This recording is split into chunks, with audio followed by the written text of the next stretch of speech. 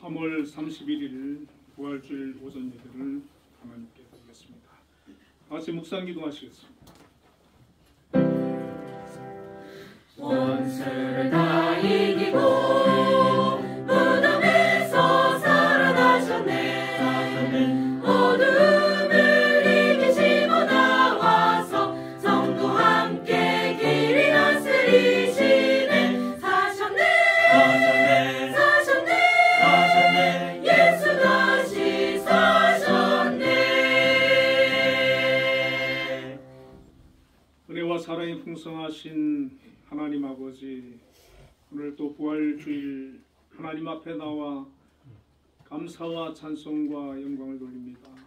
이곳에 함께하여 주시고 저희들 예배를 기뻐 받아주옵소서. 예수님 이름으로 기도드립니다. 아멘.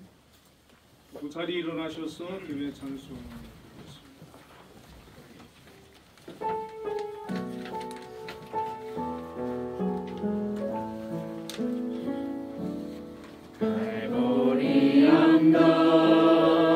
저주받은 십자가 주님은 거기 계시네. 채찍에 맞고 못 박히시고 물과 피를 다 쏟으셨네. 하나님께서 세상을 사랑하사 그 아들을 내어주신 십자가 세상 모든 돌리고 하늘도 침묵한 그날 나의 죄를 지시고 갈보리 오르셨네. 그 피가 나를 살리셨네. 사망의 종로를 타다 나를 해방하셨네. 내 평생 은혜로 살아가리. 십자가 영원히 찬양하리. 십자가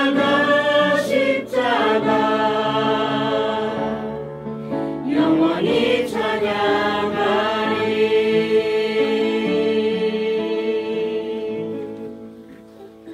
신앙 고백하시겠습니다. 나는 전능하신 아버지 하나님 천지의 창조주를 믿습니다. 나는 그의 유일하신 아들 우리 주 예수 그리스도를 믿습니다. 그는 성령으로 되되어 공중전장으로 마리아에서 하시고 본디오 빌라도에게 고난을 받아 십자가에 못 박혀 죽으시고 장사일지 사흘 만에 죽은 자 가운데서 다시 살아나셨으며 하늘에 오르시어 전능하신 아버지 하나님 우편에 앉아 계시다가 거기로부터 살아있는 자와 죽은 자를 심판하러 오십니다. 나는 성령을 믿으며 거룩한 공교회와 성도의 구제와 죄를 용서받는 것과 몸의 부활과 영생을 믿습니다. 아멘. 성시교독 134번 부활절 2번을 들고 가겠습니다. 내가 받은 것을 먼저 너희에게 전하였노니 이는 성경대로 그리스도께서 우리 죄를 위하여 죽으시고 성경대로 사람을 다시 살아나사 개바에게 보이시고 후에 12 제자에게와 그 후에 500여 형제에게 일시에 보이셨나니 그 중에 지금까지 베드로는 살아있고 어떤 사람은 잠들었으며 그 후에 야고보에게 보이셨으며 그 후에 모든 사도에게와 맨 나중에 만삭되지 못하여 난 자 같은 내게도 보이셨느니라. 그리스도께서 만일 다시 살아나지 못하셨으면 우리가 전파하는 것도 헛것이요 또 너희 믿음도 헛것이며 만일 그리스도 안에서 우리가 바라는 것이 다만 이 세상의 삶뿐이면 모든 사람 가운데 우리가 더욱 불쌍한 자이리라. 그러나 이제 그리스도께서 죽은 자 가운데서 다시 살아나사 잠자는 자들의 정말 열매가 되셨도다. 아멘. 모두 자리에 앉으셔서 예배 찬송. (164장을) 보겠습니다. 전자주보 5페이지에 있어요. 자, 돌아가서. 문자주 5페이지에 예수 부활했으니 할렐루야. 만민 찬송하여라. 할렐루야. 천사들이 즐거워. 할렐루야. 기쁜 찬송 부르네. 할렐루야. 대속하신 주 예수. 할렐루야. 선한 싸움 이겼네. 할렐루야. 사망 권세 이기고. 할렐루야. 하늘 문을 여셨네. 할렐루야. 마귀 권세 이긴 주. 할렐루야. 왕의 왕이 되셨네. 할렐루야. 높은 이름 세상에. 할렐루야. 널리 만보하여라. 할렐루야. 길과 진리 되신 주. 할렐루야. 우리 부활하겠네. 할렐루야. 부활 생명 되시니. 할렐루야. 우리 부활하겠네. 할렐루야.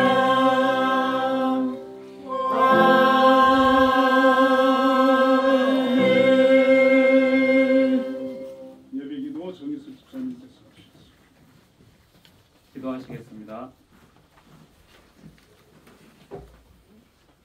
죄로 인해 죽을 수밖에 없는 저희들을 구원하기 위해 인간의 몸으로 이 땅에 오셔서 십자가에 달려 돌아가셨다. 3일 만에 부활하시고 승천하심으로 구원의 기쁨과 천국의 소망을 허락해 주신 아버지 하나님의 이름을 찬양합니다. 저희들을 구원하기 위해 예수님께서 목숨까지 내어주셨음에도 저희들 주님의 뜻을 쫓아 살지 못하고 나의 욕심과 나의 의를 쫓아 살아왔음을 이 시간 고백합니다. 이 시간 이번 한 주 삶 속에서 알고 지은 죄, 모르고 지은 죄 모두 회개하오니 주님 용서하여 주시고 다가오는 한 주는 그리스도의 향기를 바라는 삶을 살 수 있도록 성령께서 저희의 삶을 강권적으로 주장하여 주시옵소서. 주님, 나라와 민족을 위해 기도합니다. 다가오는 4월 10일은 이 나라를 앞서 이끌고 나갈 국회의원을 선출하는 날입니다. 역사를 주관하시는 주님, 이 나라를 긍휼히 여기셔서 국내외적으로 어려운 상황에 처해 있는 이 나라의 어려움을 헤쳐나가고 국민들의 풍요로운 삶을 위해 헌신할 수 있는 이들이 이 나라의 일꾼으로 선출되어지도록 주님 함께하여 주시옵소서. 주님, 한빛재단을 위해 기도합니다. 주님께서 부어주신 큰 은혜로 이 재단이 하나님을 알지 못하는 이들에게 그리스도의 사랑과 복음을 전하고 시각장애인의 교육과 재활, 복지와 자립을 위해 맡겨진 사명을 감당하게 하심 감사합니다. 주님, 이 제단 위에 지금보다 더 큰 은혜를 부어주셔서 작게는 시각장애인의 삶에, 넓게는 전 세계적으로 쓰임받는 제단이 될 수 있도록 주님 함께하여 주시옵소서. 특별히 이 일들을 위해 한빛 재단의 머리로 세워주신 김양수 장로님을 기억하여 주셔서 맡겨진 사명을 감당할 때 영육 간의 강건함, 지치지 않는 열정과 지혜를 내려주시고 그 가족들 위에도 복에 복을 더하여 주시옵소서. 또한 장로님을 보필하는 각 기관의 기관장님들과 기관의 구성원들에게도 함께하여 주셔서 맡겨진 사명을 온전히 잘 감당할 수 있도록 주님 강권적으로 인도하여 주시옵소서. 이 시간 예배를 위해 봉사하고 헌신하는 손길들을 위해 기도합니다. 언제나 아름다운 목소리로 하나님께 찬양을 올려드리는 찬양대와 이 모양 저 모양으로 예배를 위해 헌신하는 손길들 기억하여 주시옵소서. 특별히 단위에 세우신 공광훈 목사님을 기억하여 주사 부활하신 예수님의 말씀을 대언할 때 이곳에 모인 모든 성도님들에게 감사와 기쁨, 승리의 시간이 될 수 있도록 성령 하나님께서 강권적으로 역사하여 주시옵소서. 지금은 예배를 시작하는 시간입니다. 마치는 시간까지 함께하여 주실 줄을 믿사오며 영원히 살아계셔서 역사를 주관하시고 우리의 삶의 주인 되시는 예수님의 이름으로 기도드렸습니다. 아멘.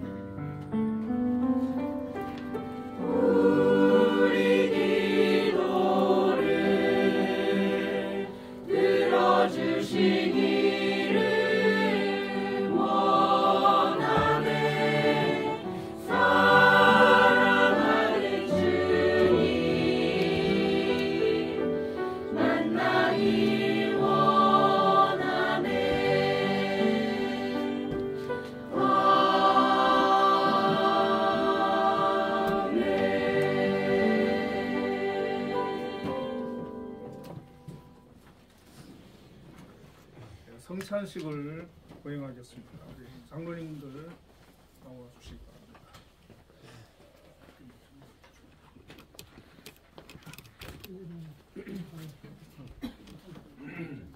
성찬 좀 주십시오. 장갑.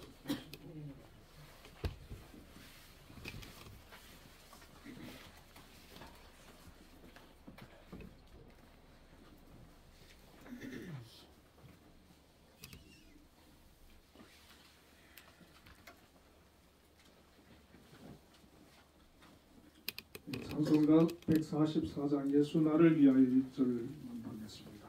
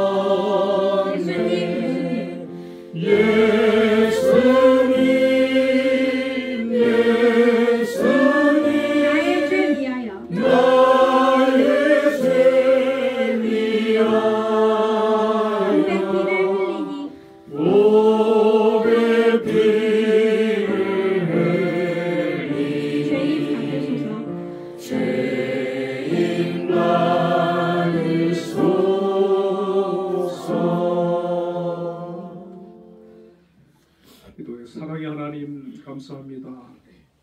우리 주님께서 우리를 대속하시기 위해서 이 땅에 오시고 당신의 몸을 내어주시고 살을 지키우시고 또 피를 흘리시며 십자가에 대속 제물이 되어주심으로 말미암아 우리가 죄사함과 구원의 은총을 입게 되었습니다. 우리 주님께서는 십자가를 앞두고 6월절 만찬에서 제자들에게 이날을 기념하라고 하셨습니다. 오늘 저희들 주님의 말씀을 받들어 성찬을 통해서 주님의 그 희생과 죽으심을 기념하려고 합니다.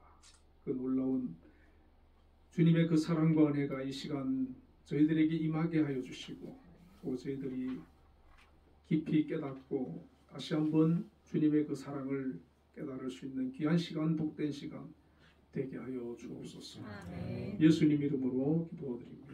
아멘.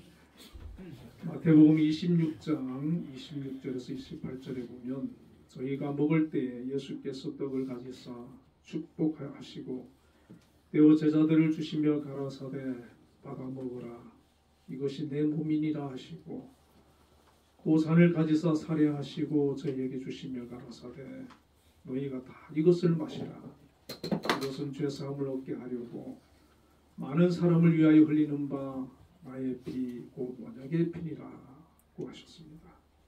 이 성찬 예식은 우리 주님께서 친히 세우셨습니다. 예수 그리스도를 기념하며 예수님께서 다시 오실 때까지 예수님의 죽으심을 기억하게 하는 예식입니다. 이 예식을 통해서 신앙을 고백한 우리 그리스도인들에게 새 힘을 공급하시고 또 죄를 이기고 고난과 유혹에서 승리하게 하며 또 믿음의 확신과 사랑의 수고와 우리 주 예수 그리스도에 대한 소망의 인내를 정착시키는 데 큰 유익이 되는 귀한 시간이 될 줄로 믿습니다. 아멘.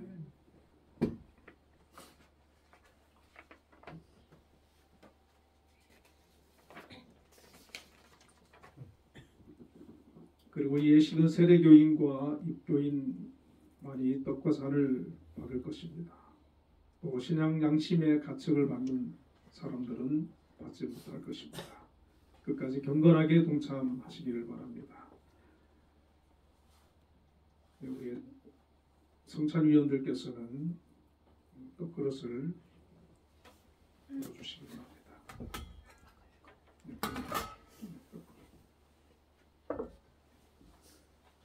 고린도전서 11장 23절에서 29절에 축사하시고 떼어 가라사대 이것은 너희를 위하는 내 몸이니 이것을 행하여 나를 기념하라 하시고 식후에 또한 이와 같이 잔을 가지시고 가라사대 이 잔은 내 피로 세운 새 언약이니 이것을 행하여 마실 때마다 나를 기념하라 하셨으니 너희가 이 떡을 먹으며 이 잔을 마실 때마다 주의 죽으심을 오실 때까지 전하는 것이니라. 그러므로 누구든지 주의 떡이나 잔을 합당치 않게 먹고 마시는 자는 주의 몸과 피를 범하는 죄가 있느니라. 사람이 자기를 살피고 그 후에야 이 떡을 먹고 이 잔을 마실지니 주의 몸을 분변치 못하고 먹고 마시는 자는 자기의 죄를 먹고 마시는 것이니라. 우리 주님께서는 잡히시던 날 밤 떡을 가지사 축사하시고 이것은 나의 몸이라 너희를 위하여 주는 것이니 이것을 행하여 나를 기념하라 하셨습니다. 이 귀한 뜻을 알고 참여하시기를 바랍니다. 기도하겠습니다. 독생하신 예수 그리스도를 우리의 구속주로 십자가의 죽음으로 내어주신 거룩하시고 자비하신 하나님 아버지의 무한하신 사랑을 감사드립니다. 이제 우리는 주님이 세우신 뜻에 의지하여 주의 몸됨을 기념하는 떡을 나누고자 합니다. 이 자리에 임하셔서 축복하여 주옵소서. 이 예식에 동참하는 사랑하는 성도들에게 신령한 영생의 떡을 먹고 주님과 더불어 우리 모두가 하나가 되는 새 생명의 의미를 주옵소서. 예수 그리스도 이름으로 기도드립니다. 아멘.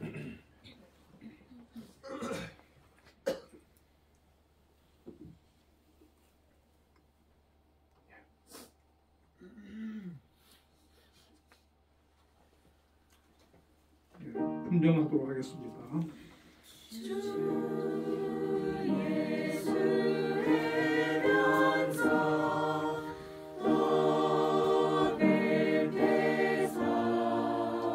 저희가 먹을 때에 예수께서 떡을 가지사 축복하시고 떼어 제자들을 주시며 가라사대 받아 먹으라 이것이 내 몸이니라 하시고 진실로 너희에게 이르노니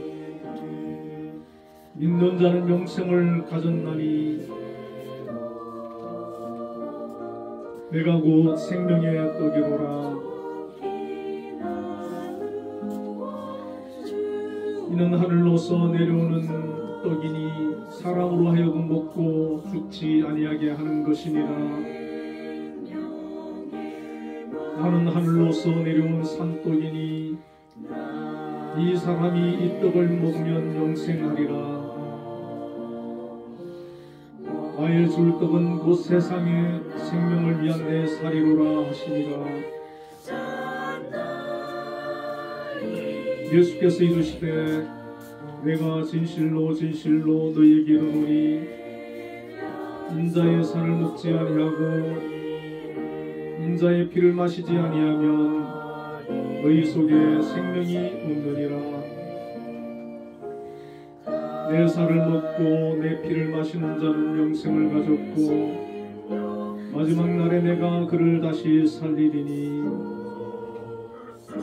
내 살은 참된 양식이요 내 피는 참된 음료로다. 내 살을 먹고 내 피를 마시는 자는 내 안에 거하고 나도 그 안에 거하나니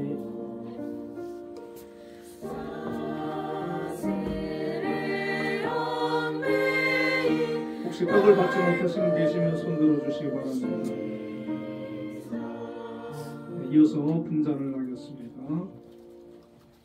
뒷그릇을 들어주시고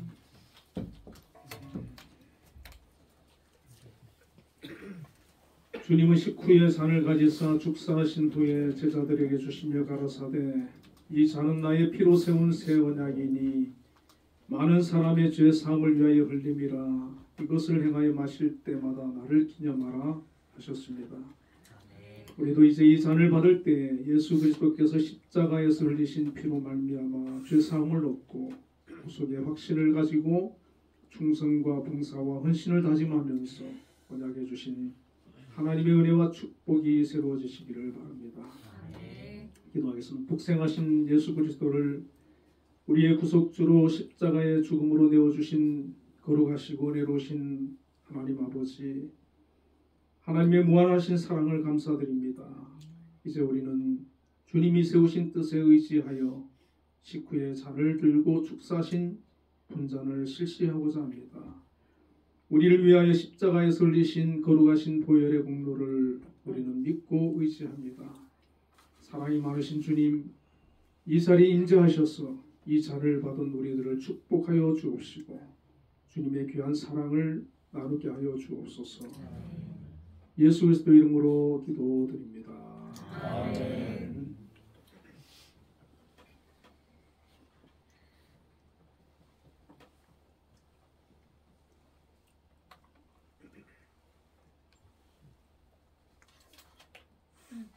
네, 잔을 나누겠습니다.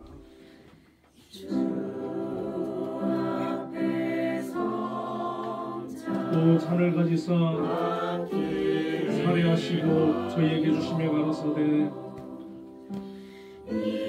너희가 다 이것을 마시라. 이것은 죄사함을 얻게 하려고 많은 사람을 위하여 흘리는 바 나의 피 곧 언약의 피니라. 진실로 진실로 너희에게 이르노니 믿는 자는 영생을 가졌나니 예수께서 이르시되 내가 진실로 진실로 너희에게 이르노니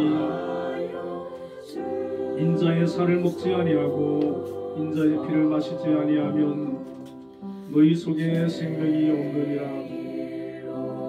내 살을 먹고 내 피를 마시는 자는 영생을 가졌고 마지막 날에 내가 그를 다시 살리리니 내 살은 참된 양식이요 내 피는 참된 음료로다. 내 살을 먹고 내 피를 마시는 자는 내 안에 거하고 나도 그 안에 거하나니 살아계신 아버지께서 나를 보내심에 내가 아버지로 인하여 사는 것 같이 나를 먹는 그 사람도 나로 인하여 살리라. 식후에 또한 이와 같이 잔을 가지시고 가라사대 이 잔은 내 피로 세운 새 언약이니 이것을 행하여 마실 때마다 나를 기념하라 하셨으니 너희가 이 떡을 먹으며 이 잔을 마실 때마다 주의 죽으심을 오실 때까지 전하는 것이니라. 그러므로 누구든지 주의 떡이나 잔을 합당치 않게 먹고 마시는 자는 주의 몸과 피를 범하는 죄가 있느니라. 사람이 자기를 살피고 그 후에야 이 떡을 먹고 이 잔을 마실지니 주의 몸을 분변치 못하고 먹고 마시는 자는 자기의 죄를 먹고 마시는 것이니라.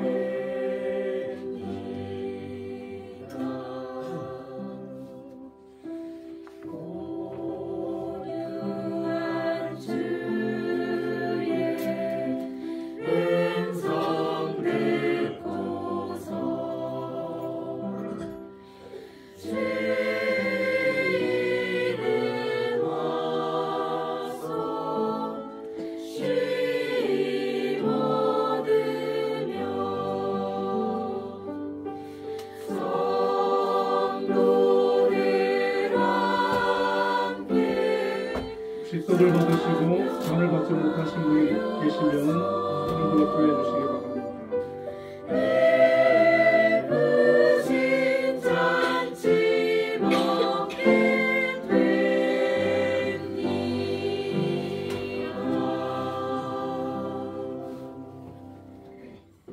네, 성찬 예식을 마치겠습니다.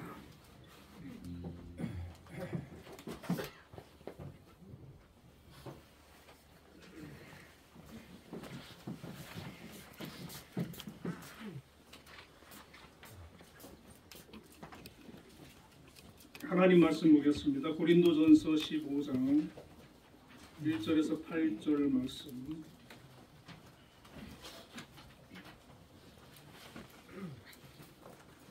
한 절씩 교독하겠습니다. 형제들아, 내가 너희에게 전한 복음을 너희에게 알게 하노니 이는 너희가 받은 것이요 또 그 가운데 선 것이라. 너희가 내가 전한 그 말을 굳게 지키고 헛되이 믿지 아니하였으면 그로 말미암아 구원을 받으리라. 내가 받은 것을 먼저 너희에게 전하였노니 이는 성경대로 그리스도께서 우리 죄를 위하여 죽으시고 장사하신 바 되셨다가 성경대로 사흘 만에 다시 살아나사 게바에게 보이시고 후에 12 제자에게와 그 후에 무교와 형제에게 이시에 보이셨나니 그 중에 지금까지 여자로서 살아있고 어떤 사람은 잠들었으며 그 후에 야고보에게 보이셨으며 그 후에 모든 사도에게와 맨 나중에 만삭되지 하여 남자 같은 내게도 보이셨느니라. 아멘. 한비 찬양돼서 찬양으로 하나님께 영광 돌리겠습니다.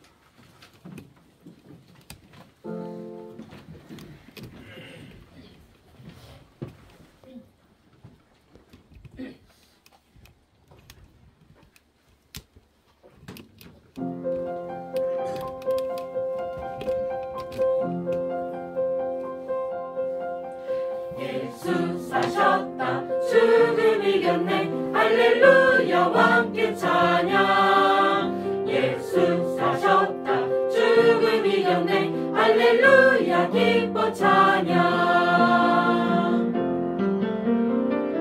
죽음 이기고 죽음 이기고 죽음 이기고 예수 사셨다 기뻐하라 다시 사셨다.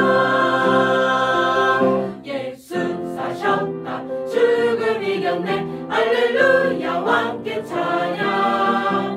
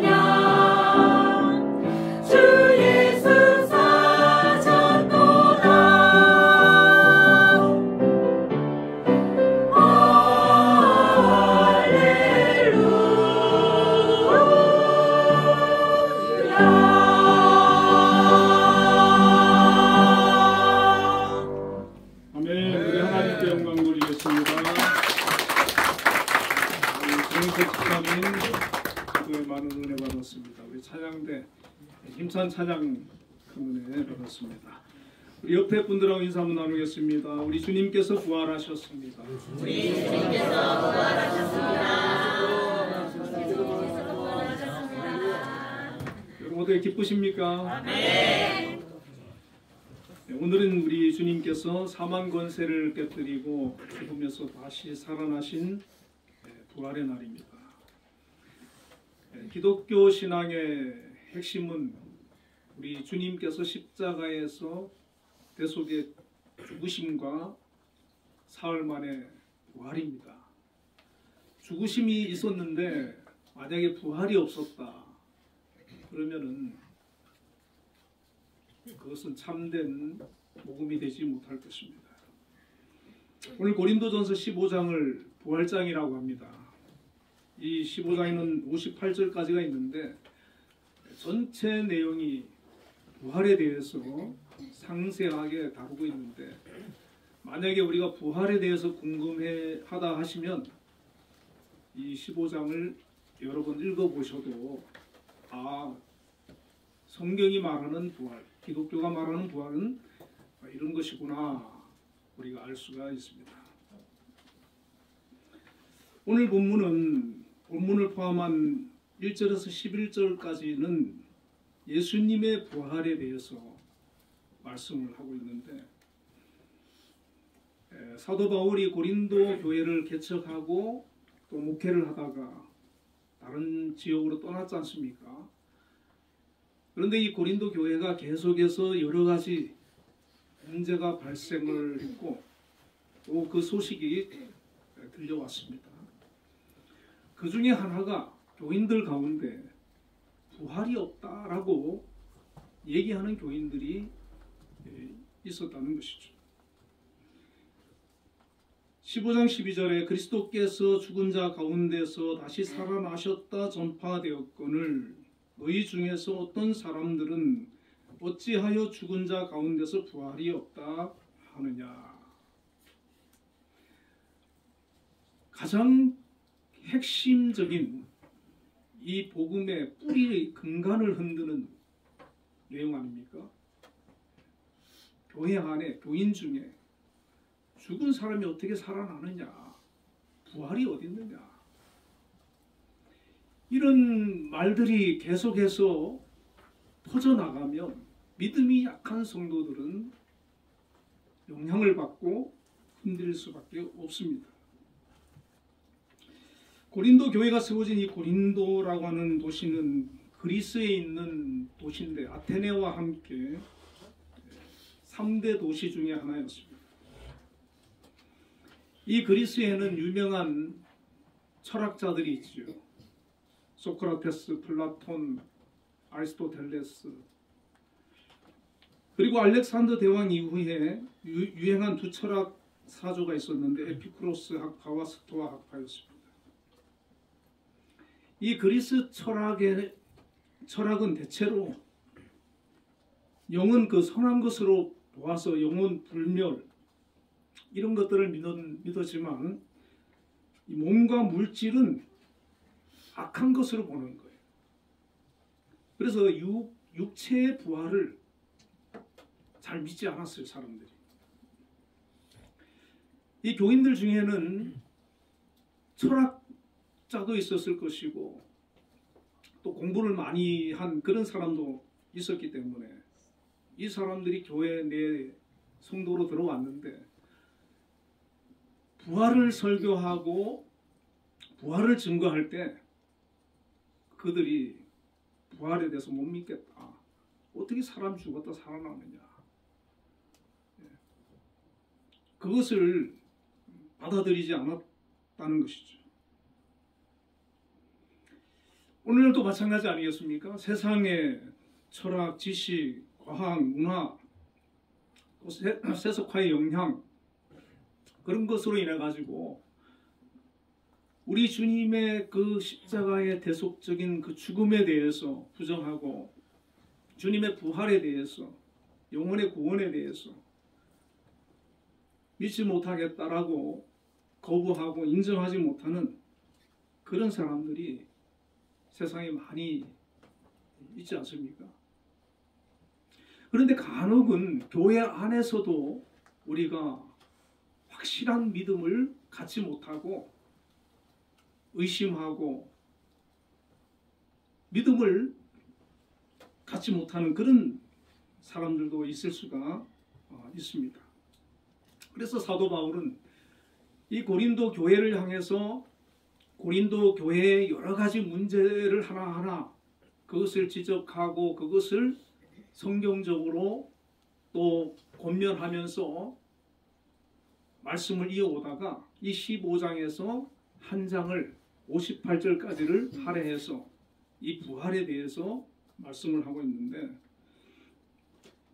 오늘 본문은 아닙니다만은 15장 그 14절에 보면은 그리스도께서 만일 다시 살아나지 못하셨으면 우리가 전파하는 것도 헛것이요 또 너희 믿음도 헛것이며, 또 19절에는 만일 그리스도 안에서 우리가 바라는 것이 다만 이 세상의 삶뿐이면 모든 사람 가운데 우리가 더욱 불쌍한 자이리라, 이렇게 말씀하고 있습니다. 바울이 지금까지 예수님이 십자가에 죽으신 것은 우리의 죄를 대속해서 죽으신 것이고, 주님이 사흘 만에 죽음에서 살아나셔서 부활하셨다, 주님이 그 부활하신 것은 첫 열매고 우리도 장차 주님처럼 부활할 것이다, 이것을 전하고 그것을 토대로 해서 교회를 세웠단 말이에요.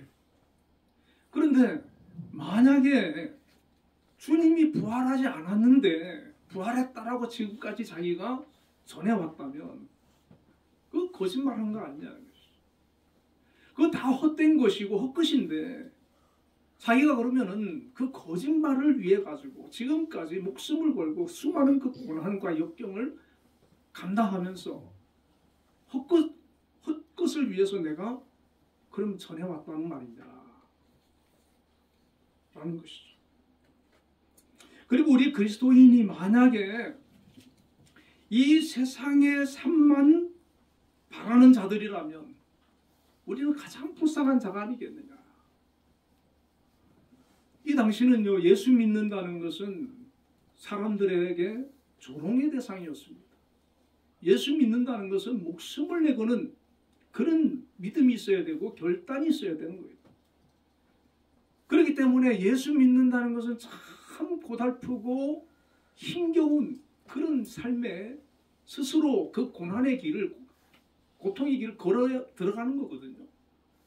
그렇기 때문에 그렇게 힘들게 고생하고 예수를 믿었는데 부활이 없고 죽음으로써 끝이라고 하면 우리 예수 믿는 사람은 가장 불쌍한 사람 아니냐, 가장 어리석은 사람 아니냐 라고 하는 얘기입니다. 그래서 사도 바울은 오늘 본문에서 이 교인들을 향해서 예수님의 부활이 사실이다, 그것을 증명하는 거예요. 오늘 우리는 예수님의 부활을 다 믿지만 다시 한번 오늘 본문을 통해서 더 확신을 가지고 이 부활의 신앙에 뿌리를 끈이 내리고 정말 우리가 천국 가는 그날까지 또 장차 부활하는 그날까지 이 믿음으로 우리가 승리할 수 있어야 될 줄로 믿습니다. 사도 바울은 예수님의 부활을 세 가지로 증거하고 있는데, 첫째는 예수님이 성경대로 죽으시고 부활하셨다는 것입니다. 본문의 3, 4절에 보면 내가 받은 것을 먼저 너희에게 전하였노니 이는 성경대로 그리스도께서 우리 죄를 위하여 죽으시고 장사 지낸 바 되셨다가 성경대로 사흘 만에 다시 살아나사. 내가 받은 것을, 이 바울이 주님께로부터 받은 것을 전했는데, 주님은 어느 날 갑자기 오셔가지고 십자가에 죽으시고 부활하셨다 신 것이 아니라 오래전에 구약의 성경에 예언된 그대로 주님이 오셨다는 겁니다. 창세기 3장 15절에 보면은 내가 너로 여자와 원수가 되게 하고 내 후손도 여자의 후손과 원수가 되게 하리니 여자의 후손은 내 머리를 상하게 할 것이요 너는 그의 발꿈치를 상하게 할 것이니라. 그런 말씀이 있는데 이것을 원복음이라고 합니다. 아담과 하와가 범죄한 직후에 하나님께서 뱀에게 하신 말씀인데 여자의 후손이 뱀 너의 머리를 상하게 한다. 이 뱀은 사탄을 상징하는 거거든요. 예수님께서 메시아이신 예수님께서 동정녀 마리아에게 성령으로 잉태되어서 남자의 씨가 아니라 여자의 후손으로 오셔서 십자가에 죽으시고 부활하심을 통해서 사단이 왕노를 하는 죄와 사망 권세를 깨뜨리고 인류를 구원하실 것을 말씀하신 거예요. 또 아브라함에게 창세기 12장 3절에 이런 말씀을 하셨어요. 땅의 모든 족속이 너로 말미암아 복을 얻을 것이라. 이 말씀은 아브라함의 후손을 통해서 요셉의 가문에 메시아가 탄생할 것을 말씀하신 거예요. 너로 말미암아 복을 얻을 것이라. 그 후손인 요셉의 가문에 메시아가 탄생할 것이다. 또 신명기 18장 15절에는 내 하나님 여호와께서 너희 가운데 내 형제 중에서 너를 위하여 나와 같은 선지자 하나를 일으키시리니 너희는 그의 말을 들을지니라고 하셨는데 하나님께서 이 모세에게 말씀하신 그 나 같은 선지자가 바로 메시아 예수 그리스도를 가리키는 거예요. 그래서 성경은 예수님께서 메시아로 우리를 구원하기 위해서 오시리라고 하는 이 예언, 제가 대표적으로 한 세 가지를 들었지만은 수없이 많은 성경에서 예수님이 오실 것을 예언을 하고 있었고 또 십자가에서 겪으실 일을 기록하고 있는데 모세가 애굽에서 나온 이스라엘을 광야에서 인도할 때 하나님께 원망하는 백성들을 심판하실 때 이 불뱀이 나와서 백성들을 물었거든요. 백성들이 막 회개하고 모세한테 기도해달라고 할 때 하나님께 기도하니까 놋뱀을 만들어서 장대에 달게 하고 그 놋뱀을 바라보는 자는 낫고 또 살게 해주셨는데 이 놋뱀이 바로 십자가에 달린 예수님을 상징하는 것입니다. 요한복음 3장 14절에 15절에 보면 모세가 광야에서 뱀을 든 것 같이 인자도 들려야 하리니 이는 그를 믿는 자마다 영생을 얻게 하려 하심이라. 예수님께서 친히 모세가 광야에서 놋뱀을 만들어 들었을 때 그 놋뱀을 본 자들이 살았지 않습니까? 그와 마찬가지로 십자가에 매달려 죽으실 것을 말씀하셨고 그 십자가에 매달린 예수 그리스도를 바라보고 믿는 자는 구원을 받는다라고 하셨어요. 또 하나님 이사야를 통해서 메시아를 보낼 것을 말씀하셨는데 이사야 53장 5절부터 6절에 보면 그가 찔림은 우리의 허물 때문이요 그가 상함은 우리의 죄악 때문이라. 그가 징계를 받음으로 우리는 평화를 누리고 그가 채찍에 맞음으로 우리는 나음을 받았도다. 우리는 다 양 같아서 그릇 행하여 각기 제 길로 갔거늘 여호와께서는 우리 모두의 죄악을 그에게 담당시키셨도다. 예수님께서 그 고난을 당하시고 십자가에서 찔리시고 상함을 받으셨는데 그게 다 우리의 죄를 대신해서 고난을 당하신 것이고 그렇게 상함을 겪은 것이다. 또 스가랴 선지자는 12장 10절에 그들이 찌른 바 그를 바라보고 그를 위하여 애통하기를 독자를 위하여 애통하듯 하며 그를 위하여 통곡하기를 장자를 위하여 통곡하듯 하리로다. 그렇게 말씀하셨어요. 예수님 십자가에 달리셨을 때 예수님의 죽음을 확인하기 위해서 로마 군인이 예수님의 옆구리를 찔렀는데 이것이 바로 스가랴에 예언된 그들이 그 찌른 바 그를 바라보고 이 말씀이 이제 이루어진 것이죠. 자, 부활에 대해서 구약에는 이렇게 말씀합니다.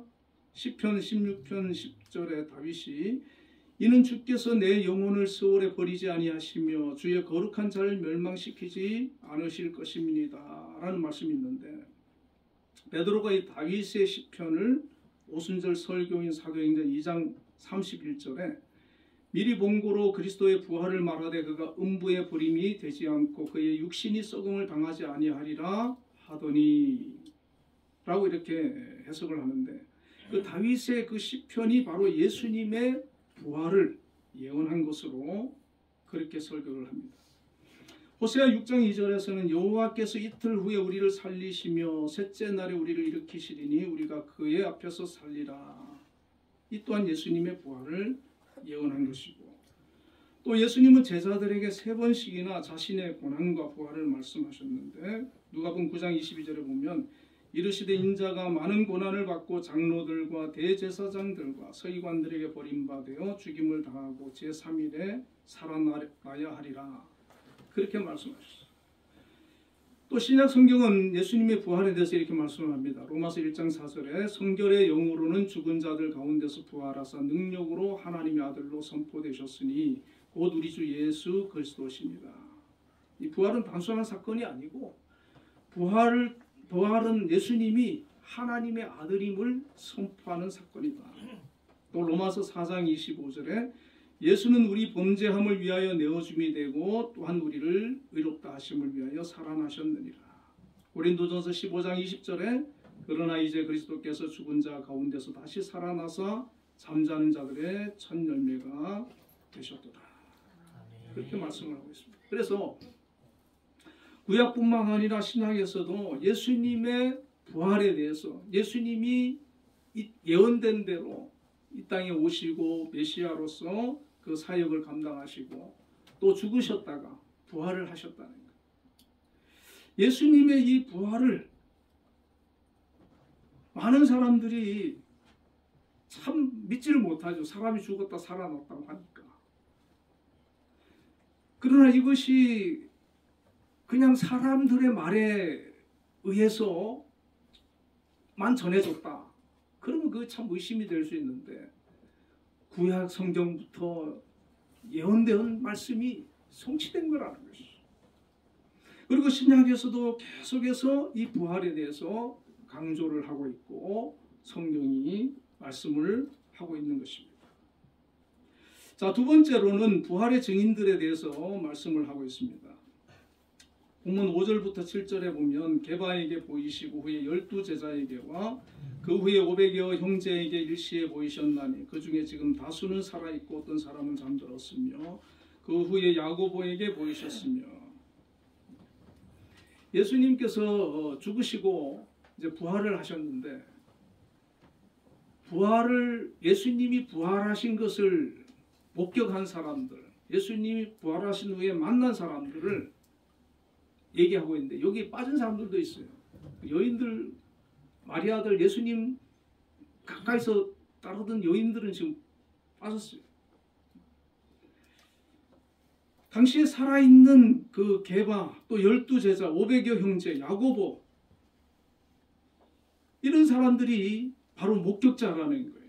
그래서 이 바울이 예수님의 부활에 대해서 자기 혼자만의 주장이라 그러면 그것은 좀 신빙성이 떨어질 수가 있겠지만 그렇지 않다는 것이죠. 제일 먼저 언급되는 사람이 누굽니까? 게바, 바로 베드로 아닙니까? 베드로는 예수님을 부인하고 떠났던 사람이고 갈릴리로 고기 잡으러 갔던 사람이에요. 그런데 그가 다시 부활을 목격하고 주님께 돌아와가지고 예루살렘 교회의 그 지도자가 되었어요. 부활을 증거하는데 그 베드로의 설교를 듣고요 3,000명, 5,000명이 회개하고 돌아오는 역사가 일어나요. 자, 베드로 설교 가운데 이런 설교가 있습니다. 사도행전 2장 23절에서 24절, 또 31절에서 32절. 그가 하나님께서 정하신 뜻과 미리 아신 대로 내준 바 되었거늘 너희가 법 없는 자들의 손을 빌려 못 박아 죽였으나 하나님께서 그를 사망의 고통을 불어 살리셨으니 이는 그가 사망에 매여 있을 수 없습니다. 베드로가 부활에 대해서 얘기합니다. 예수님께서 죽으신 것은 미리 정해진 하나님의 뜻 가운데 일어난 일이고, 그리고 그 사망 가운데, 죽음 가운데 만약에 다시 살지 못했다 그러면 베드로가 그냥 갈릴리에서 고기 잡고 살았겠죠. 그러나 부활하신 주님을 만났기 때문에 하나님께서 그를 사망의 고통을 풀어 살리셨으니 이는 그가 사망에 매여 있을 수 없습니다. 미리 본고로 그리스도의 부활을 말하되 그가 음부에 버림이 되지 않고 육신이 썩임을 당하지 아니하리라 하더니 이 예수를 하나님이 살리신지라 우리가 다 이 일의 증인이로다. 과거 부활을 목격하기 전에 이 베드로는 얼마나 세속적인 그런 사람입니까? 그런데 부활을 목격하고 나니까 이제는 부활의 예수의 증인으로 사는 겁니다. 복음의 증인으로 살아가는 그 삶이 가치관이 바뀐 거예요. 5절에 베드로 이외에도 다른 제자들도 예수님의 부활을 목격했는데 마태복음 28장 16절에 11제자가 갈릴리에 가서 예수께서 지시하신 산에 이르러 예수를 배웠고 경배하나 아직도 의심하는 사람들이 있더라. 예수님 여러 차례 나타나셨지 않습니까? 그런데 아직도 의심하는 사람도 있고 이제 예수님을 여러 차례 부활하신 예수님을 만나고 나서 이제는 예수님의 그 부활에 대해서 확신하는 그런 사람도 있는 거예요. 이 11사도들이 나중에 마띠아까지 해서 12사도들이 다 복음을 전하다가 순교를 하지 않습니까? 사도 요한 빼고. 6절에 보면 500여 명이 넘는 형제들도 부활하신 예수님을 보았다는 그 후에 500여 형제에게 일시에 보이셨나니 그 중에 지금까지 대다수는 살아있고 어떤 사람은 잠들었습니다. 이 고린도전서가 기록될 때에 예수님의 부활을 목격했던 한 사람들이 500여 명이 넘는 형제들이 있었는데 이 형제들은 남자 장년들만 말하는 겁니다. 여성들은 포함이 안 된 거예요. 그래서 더 많은 숫자가 봤을 텐데 그들 중에 일부는 잠들었다는 거예요. 죽었다는 거죠. 그러나 대다수는 지금도 살아있다는 그들이 부활의 증인이다. 그러니까 이 바울이 고린도전서를 기록할 때만 해도 예수님의 부활을 목격한 산 증인들이 너무 많았던 거예요. 그러니까 그들이 한두 사람의 주장이 아니라 그 수백 명의 사람들이 곳곳에서 예수님의 부활을 증거하고 있습니다. 여러분 이 증인은 굉장히 내가 본 거, 내가 경험한 것에 대한 그 증거는요 힘이 있는 거예요. 들은 거는 힘이 없지만 내가 본 것은 힘이 있는 거예요. 부활하신 주님을 만났기 때문에 힘이 있는 거예요. 그냥 뭐 부활한 것 같던 때가 아니라 부활하셨다. 부활하신 주님을 내가 언제 만났다. 언제 어디서 봤다.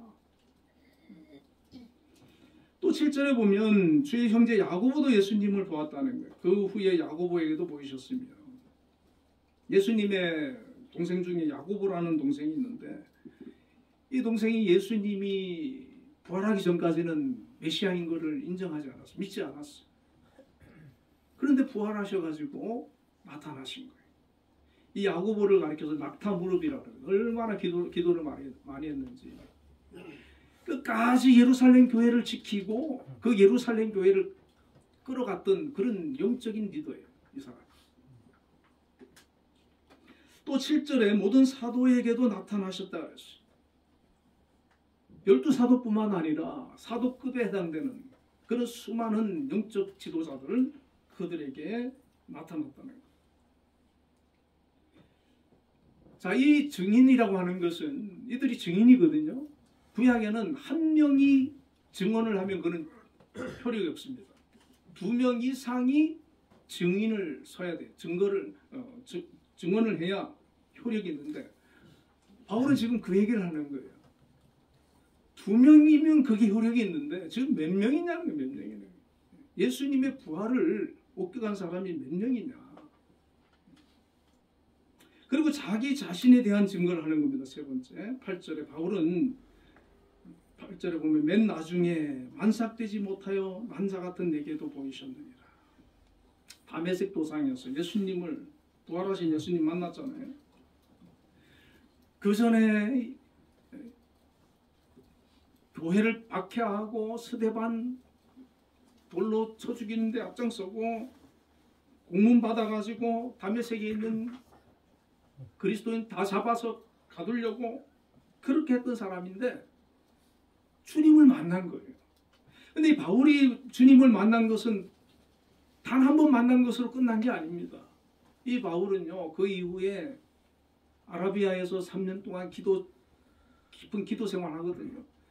지속적으로 성령을 통해서 하나님의, 주님의 그런 임재를 경험하는 삶을 누리는 거예요. 하나님의 그 살아계심과 예수님의 그 놀라운 은혜를 날마다 누리면서 살아가는 거예요. 주님과 동행하면서 사는 거예요. 지난 수요일 날 우리 한 10대 명 교인들이 모여가지고 우리 전사님 참 설교를 은혜스럽게 아주 깔끔하게 잘 하시는데, 설교 끝나고 한 30분 우리가 기도를 하거든요. 기도할 때 기도를 이제 뭐 패턴이 좀 다양한데 고난 주간이니까 한 분씩 돌아가면서 예수님의 고난을 생각하면서 우리가 기도하자 그러는데 얼마나 은혜가 임하는지, 주님의 십자가를 묵상하면서 한 분씩 기도하는데 눈물이 나중에 콧물까지 나오더라고요. 나중에 보니까 막 그냥 다른 분들도 막 울어가지고 그 모아놓은 그 휴지를 보니까 막 수북이 쌓였어요. 물론 뭐 안 오신 분도 있지만 은혜가 임하는 거예요. 은혜가 임하는 거예요. 은혜가 임하는 거예요. 기도하는 가운데, 하나님께 예배하는 가운데, 하나님을 찬양하는 가운데,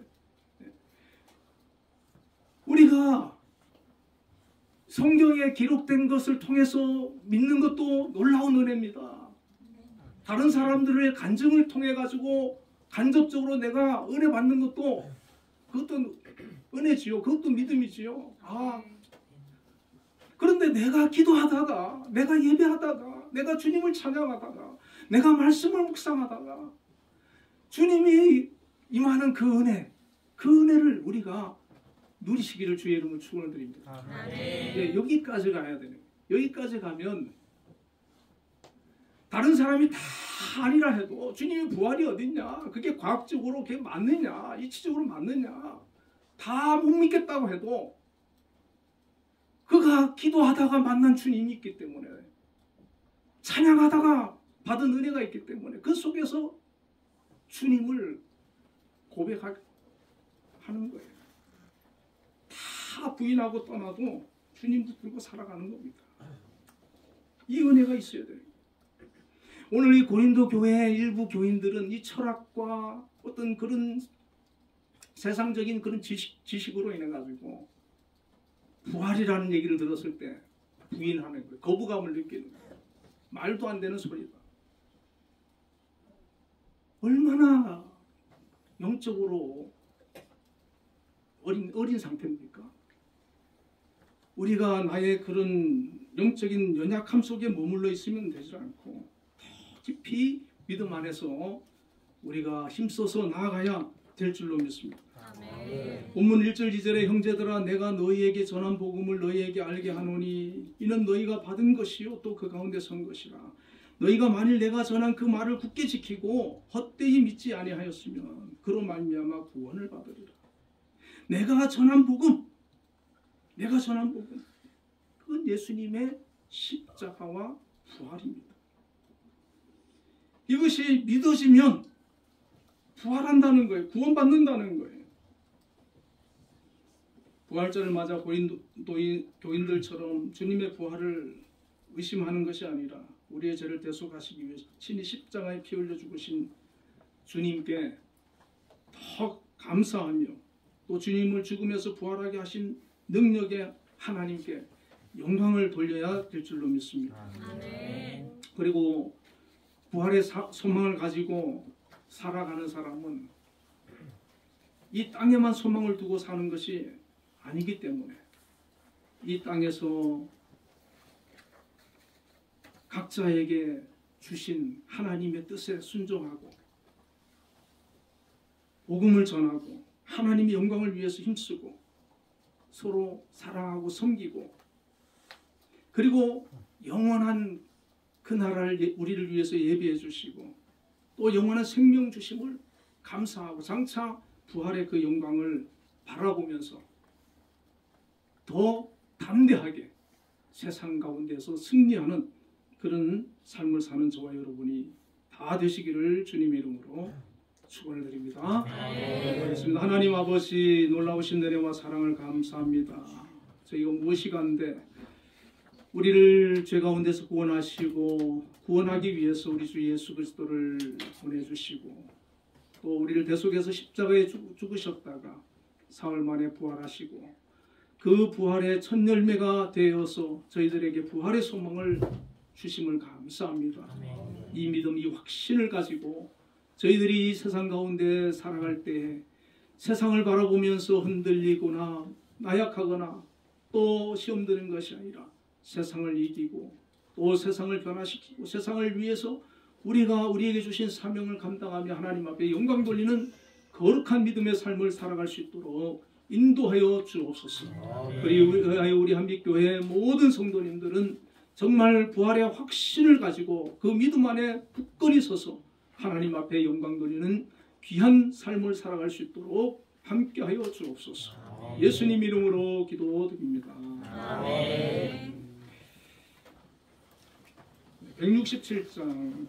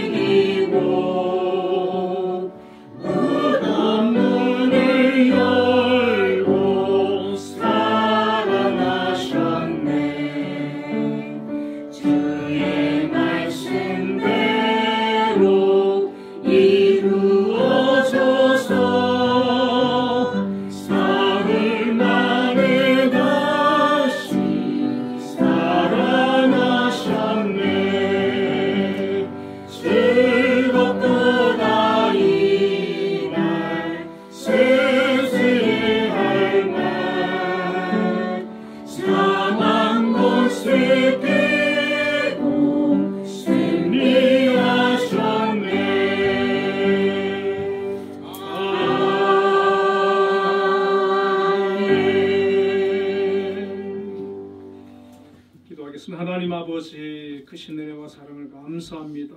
우리를 구원하기 위해서 우리 주님을 보내주시고 또 십자가에 죽으신 후에 부활의 놀라운 능력으로 또 사망 권세를 깨뜨리고 부활하시고 승리하셔서 우리를 또 부활의 소망을 주심을 감사합니다. 이 부활절을 맞이하여 저희들 하나님 전에 나와서 하나님께 영광 돌리고 우리 주님의 부활을 또 기뻐하며 함께 예배에 참여하였습니다. 모두에게 하나님 놀라운 부활의 확신과 또 믿음을 주시고 주님께서 우리의 삶 가운데 또 함께 해주시고 또 만나주시고 바울과 수많은 그리스도인들이 부활하신 주님을 또 영적으로 만났던 것처럼 저희들도 주님을 만나는 놀라운 은혜를 허락하여 주옵소서. 오늘 또 하나님 앞에 귀한 예물을 드렸습니다. 하나님 드린 모든 손길들을 기억해 주시고 은혜 가운데 함께하여 주시며 복 주옵소서. 특별히 11조를 구별하여 드린 손길들이 있습니다. 하나님 귀한 일터 직장 주심을 감사합니다. 사업장 주심을 감사합니다. 또 수입이 있게 하여 주심을 감사합니다. 우리의 필요한 모든 것 하나님께서 공급하여 주심을 믿습니다. 우리가 속한 곳에서 또 주어진 일 잘 감당할 수 있도록 하나님 건강 주시고 재능 주시고 능력 주시고 지혜 주옵소서. 꼭 필요한 인재로 일꾼으로 저희들 귀하게 쓰임받을 수 있도록 함께하여 주옵소서. 특별히 우리 한빛재단 세워주시고 오늘까지 함께 하시며 또 사용하여 주심을 감사합니다. 이 한빛재단 통하여서 하나님 영광 받아주시고 하나님 귀한 뜻을 또 이루어 주옵소서. 아버지 한빛재단을 이끌어 가시는 우리 김영수 장로님 항상 능력 주시고 또 건강 지켜주시고 기도하며 하나님 앞에 또 하나님 계획하며 나아가는 그 모든 일에 함께하여 주셔서 형통한 은혜 있게 하여 주옵소서. 또 여러 기관들에서 기관장님으로 또 섬기시는 분들이 있습니다. 함께 해주셔서 기관을 잘 이끌어갈 수 있도록 은혜 베풀어 주시고 모든 직원들 위해 저마다 주어진 잘 감당하며 또 기관이 어려운 일 만나지 않도록 하나님들 지켜 보호하여 주옵소서. 아버지 하나님 우리 한빛교회도 함께하여 주셔서 날마다 하나님 앞에 기쁨이 되는 그런 교회가 되게 하시고 성령이 충만한 교회가 되게 하여 주시옵소서. 아버지 감사의 예물 드린 손길들이 있습니다. 특별히 부활절 헌금을 드린 손길들이 있습니다. 우리 주님의 그 부활하심에 감사하여 드렸사오니 주님 기억하여 주시고 그 삶 가운데 정말 또 기도하는 제목들이 있습니다. 하나님 들어주시고 그 삶을 풍성하게 하시고 복되게 하여 주시고 예수 안에서 믿음으로 하나 되는 가정들 되게 하여 주시고 하나님 앞에 믿음으로 나아갈 때 끝까지 승리하는 그런 견고한 믿음을 허락하여 주옵소서. 자녀들을 축복하여 주옵소서. 또한 아버지 하나님 주정금 드렸습니다. 한 주간도 지켜주시고 동행하여 주시고 영광 받아 주옵소서. 함께하여 주옵소서. 우리 주 예수님 이름으로 기도드리옵나이다.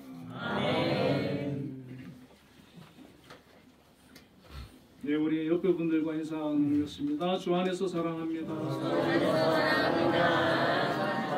네, 오늘 우리 신동선 목사님 사모님 오랜만에 오셨는데 우리 박수로 환영하겠습니다.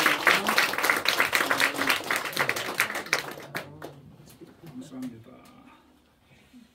네, 특별한 광고 오늘은 계란을 준비 안 하고요.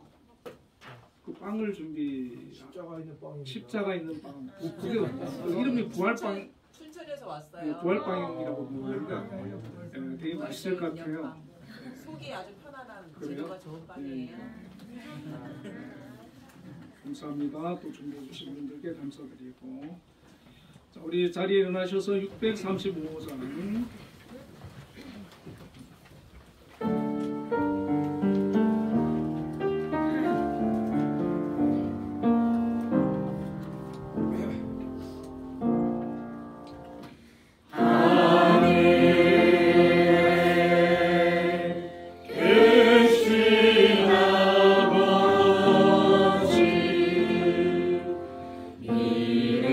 거룩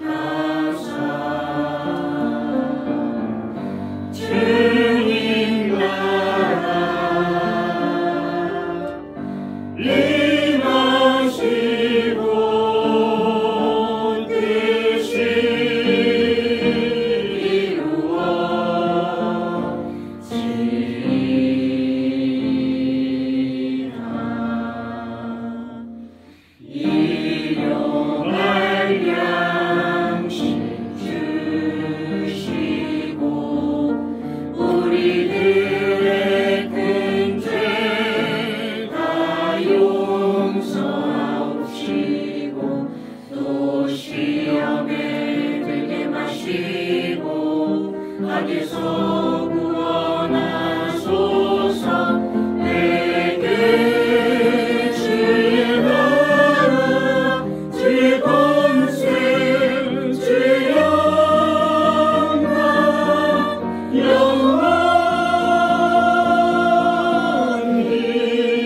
영원히